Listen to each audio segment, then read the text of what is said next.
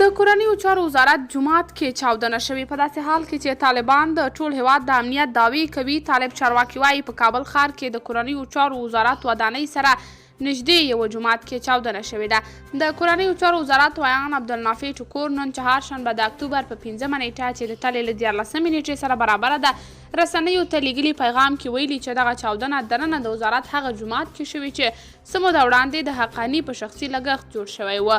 د طالبانو د کورنیو چارو وزارت ویان زیاته کړې چې دغه جومات ته تر ډیره مراجعین او دغه وزارت کارکوونکي ورتلل.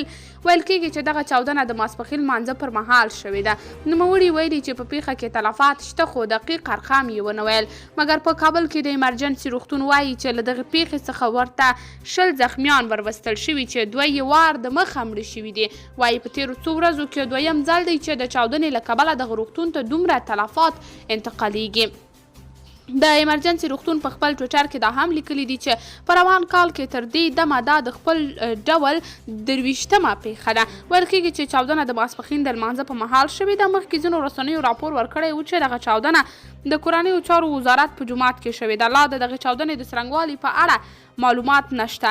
دا چاودنه داسې مهال کېږي چې څو ورځې مخکې په کابل کې د کاج په تعلیمي مرکز کې هم چاودنه وشوه او لسګونه زده کوونکي یې ووژل او ژوبل کړل.